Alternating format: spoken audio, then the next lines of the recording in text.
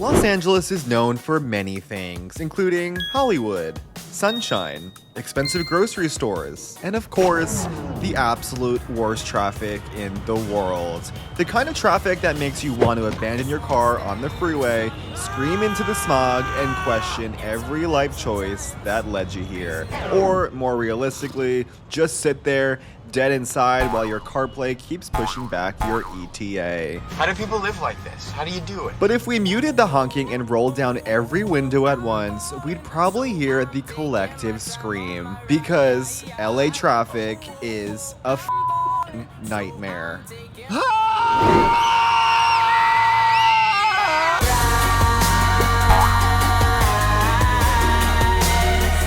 And it seems traffic has only gotten worse due to PCH closures, return to office mandates, and most notoriously, early urban planning failures. Back when cars became accessible, LA was designed with wide streets and endless suburbs, heavily influenced by its landscape, automobile brands, and Hollywood selling the dream that freedom meant owning a car. Instead of investing in public transit, we got more lanes, which just led to more traffic. Over the years of driving in LA, I've seen too much. You're gonna see some serious shit. Speeders over 80 miles per hour like it will make any difference. People forgetting blinkers exist. Driving in the far right lane where parked cars lurk and needing to merge as soon as you can. Not being able to go at a green light due to congestion. Street performers in traffic. Dodging pedestrians. And of course, the rise of self-driving cars, because clearly humans weren't bad enough at driving, especially with a little bit of rain.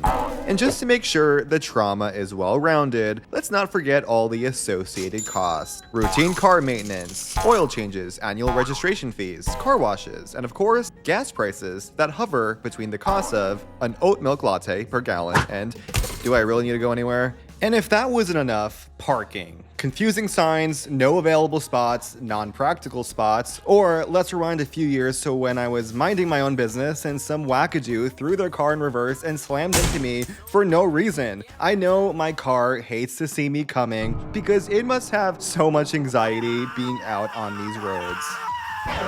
The number of people driving daily in Southern California is greater than the entire population of several countries, but even when gas prices dramatically increase along with your stress levels, there are really no viable alternatives. Or are there? So first, let's talk microtransit, because I do think everyone in a city needs some sort of their own microtransit, because while I love cruising my e-board at the beach, balancing myself along the chaotic streets here is different. And sure, there's metro bikes and scooters thrown all around the streets like garbage, but they could be just as costly as an Uber. And I was so happy when a brand called Ausom gifted me an awesome electric scooter to help eliminate my commuting stress just a tad. Let's go test out this beautiful product, grab some coffee, and chat about alternate methods of transportation.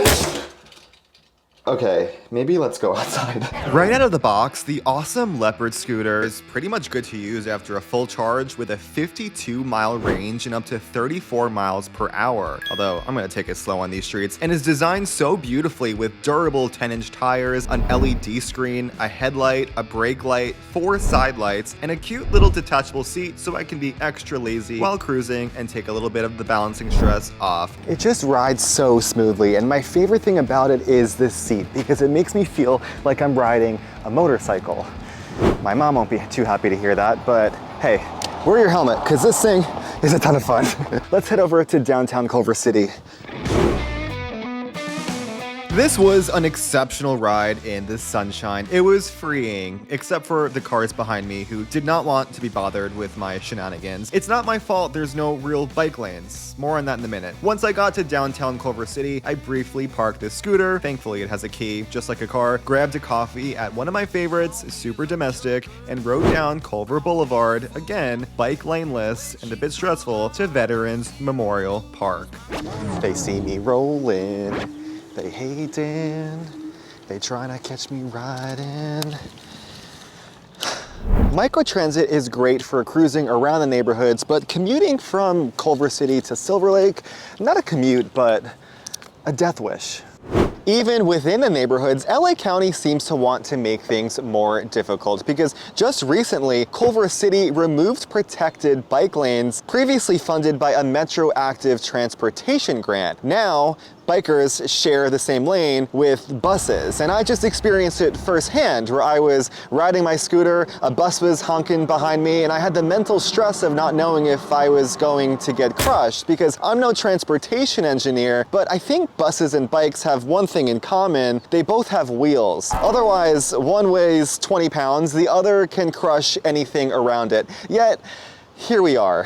And studies have shown that protected bike lanes increase transit ridership, encourage walking, and reduce intersection injuries by 75%. But because of politics, we can never have nice things. It's also worth noting that the Culver City Bike Lane project was a temporary experiment, one that got shut down thanks to NIMBYs who, let's be honest, apparently prefer LA to stay as car dependent as possible. As of 2023, LA has 19 miles of protected bike lanes, the same as San Francisco, a city 1/10 of its size. Over the years, a few more miles have been added, including 2 miles along Hollywood Boulevard, but it's still a fragmented mess. However, the city of Santa Monica may be doing some things right. So you know what? Let's go hop on the LA Metro and take a look. 25 years ago, the LA Metro was barely a thing. Now, there are actual lines on the map, and more are coming. The Purple Line is extending through Beverly Hills and Westwood, and eventually all the way to the ocean. And the future R Line aims to connect LAX, the West Side, and the Valley. Imagine actually taking the Metro from the airport to your home, like a normal major city? A fantasy. For now, but one day, maybe. By late 2025, new D-Line stops at Wilshire, La Brea, Fairfax, and La Cienega are set to open. If LA fully builds out its metro vision, the possibilities are huge. LA's classic advice is to live where you work, but a real metro system could change that, reducing traffic, boosting businesses, and a more walkable city. Less gridlock, fewer canceled plans, and maybe, just maybe, a little more sanity for everyone. But what's the Metro like today? All right, so I'm taking the E light rail to Santa Monica. Look at all that traffic over there. The journey to the ocean was surprisingly pleasant. While I've taken the Metro before, I remembered it as a bit gritty. This time though, at least during the day, it felt fast, efficient, and clean. And the best part, speeding past all the traffic, and having my own seat on my scooter.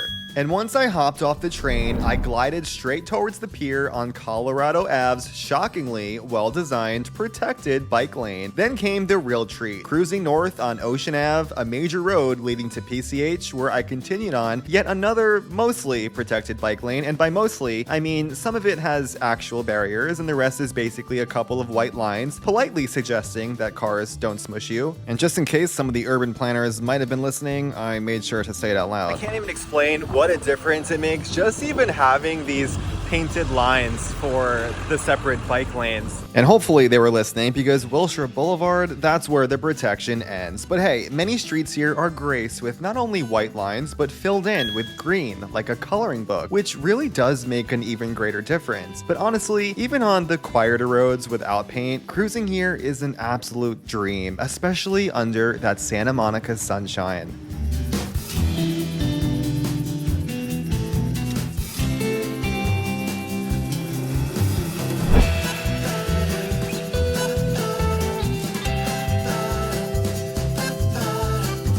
While not perfect, what makes this aspect of Santa Monica so great is that better public transit and stronger bikeability and connections makes for a more walkable and pedestrian-friendly city. And maybe the rest of LA can take a piece of this playbook. However, changing the current car culture, that poses a different challenge altogether. People are just too used to driving. I mean, I know some people who can walk to the gym and they still drive there. It's definitely not me.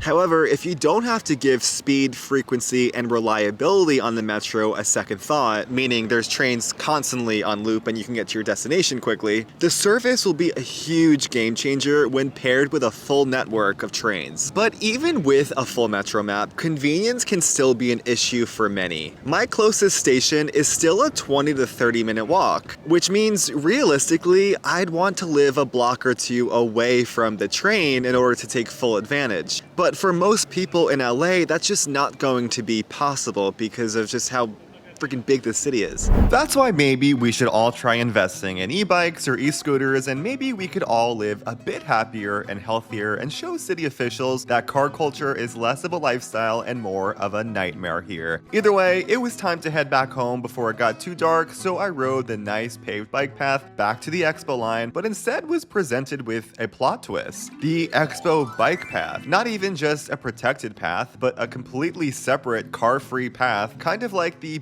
Iona Creek Trail I usually take for leisure, and I was totally expecting it to abruptly end somewhere along the tracks, but it kept going all the way back home, and I cruised back with the sun setting behind me, thinking about how awesome this day had been. Getting around without a car actually felt doable. Realistic alternatives that don't involve screaming into the smog, but instead maybe actually breathing fresh air for once, because by the ocean, getting around is a dream. And honestly, isn't that the kind of LA we all wish we could have? Less road rage, more cruising into the sunset like a Hollywood movie.